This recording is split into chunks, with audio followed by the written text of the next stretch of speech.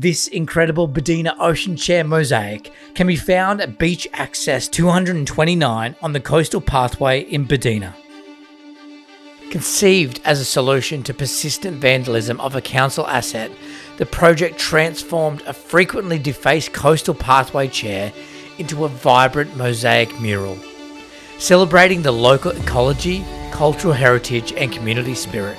Led by artist Gretchen Keelty, the initiative brought together over 450 collaborators, including local artists, students and community groups, resulting in an 18 square metre installation composed of over 20,000 handmade tiles. Nestled along the Sunshine Coast, Buddina is a community deeply connected to its natural surroundings and cultural roots. At the heart of the coastal suburb lies the Buddina Ocean Chair, a testament to the power of community collaboration and artistic expression. What began as a simple effort to protect a council asset from vandalism evolved into a transformative project that united the community and celebrated the region's rich tapestry of stories. The journey commenced with consultations involving Mack Muckan of the Undumbi culture, Turtle Care Sunshine Coast and Friends of Buddina. These discussions laid the foundation for a project that would honour both the cultural significance and the ecological importance of the area. Thank you for standing with us by the ocean to honour something truly special. Before anything else, let us acknowledge the country we're standing on. This is Gabi country, a place that has been held, honoured and cared for since long before any of us were here. Today we don't just acknowledge that, we continue it. Because this project was built in the spirit of deep collaboration with First Nation leadership.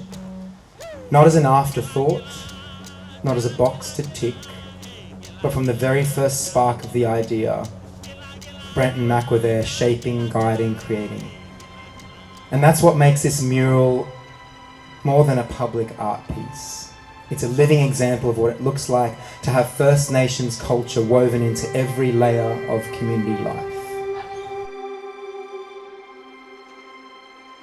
Gretchen's first degree was biology, so that really informs much of her work. To celebrate this incredible project. So we had the 330 students plus their teachers. We had 16 supported artists and their 5 professional artists actually making the tiles. We had Liquid Lyrics, Ignite and Write, and Undumbi Culture. And then we had all the help from various parts of council and Podspot. So all up, it's been over 450 people that have helped bring my little dream to become a big reality.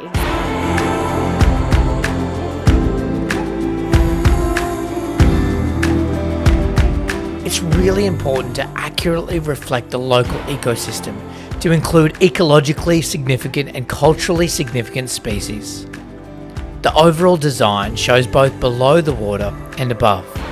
The ocean and the dunes, divided by a beautiful white sea foam, which is made up of white daisies. Kawana actually means the place of the white wildflower, known as the white daisy, and Buddina means sunbeam in the local language. The main panel of the mural features sunbeams coming through the water.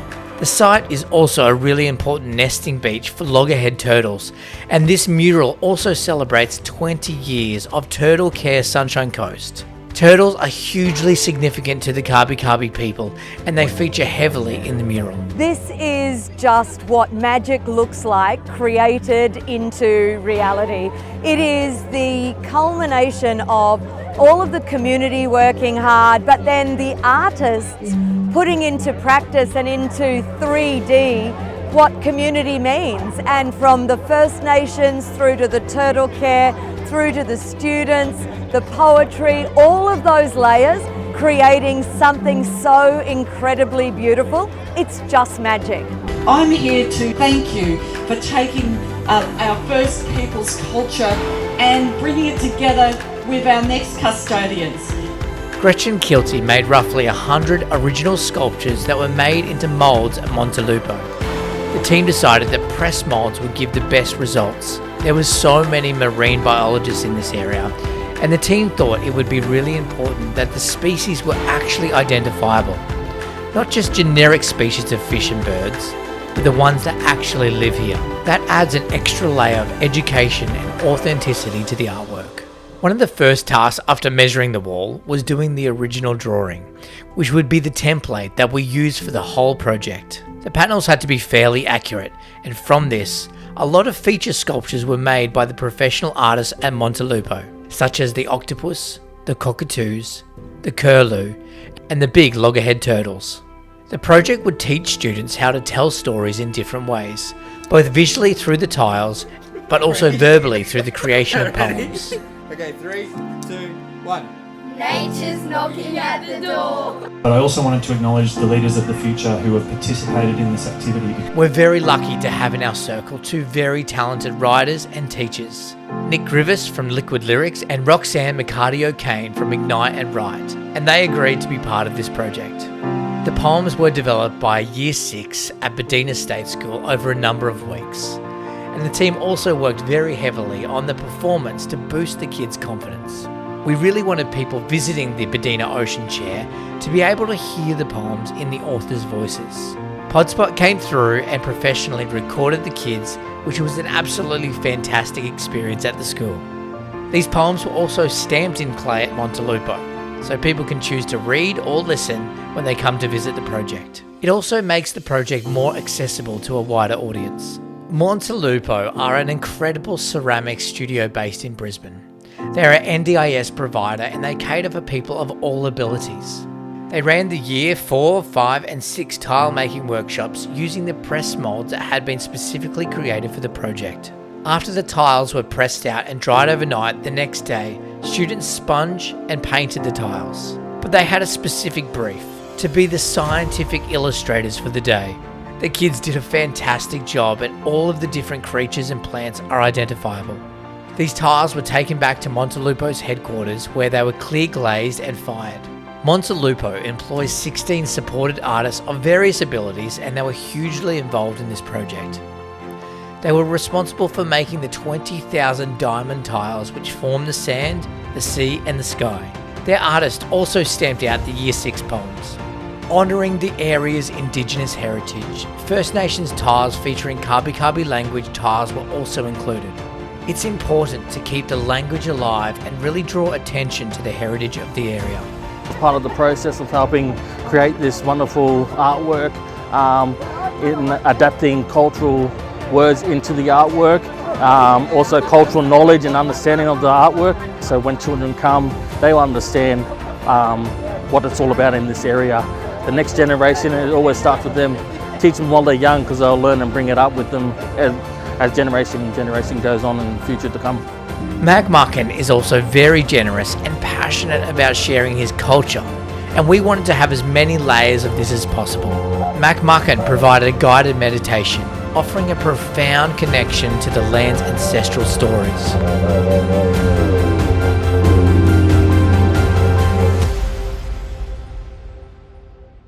Once you have over 20,000 tiles, the prospect of creating them into a mural becomes quite complicated. This is where the incredible experience of Monte Lupo came to the fore again. We used an adhesive mesh and all of the tiles were laid out in position over the top of the original drawing that Gretchen Keelty had made. Then the mesh was cut into sandwich-sized pieces and coded, and a master drawing had all of the codes on it so that the hundreds of sections could be boxed up and transported to the site. With the groundwork laid, the site was prepared and the mural was installed. Cleaning and final touches ensured the Ocean Chair stood as a beacon of community pride and artistic achievement. Look, this was an idea that came about 18 months ago with Gretchen Keelty, and like that vision, you have to understand and trust the artists and know that what they can bring to this sort of project and their ideas, and bring in the different layers that we've had, so many different community groups and schools involved. For me, this is just the best community art project that I've ever been involved in. 16 years in local government. Just so proud of what I see here today. The unveiling was a moment of collective collaboration.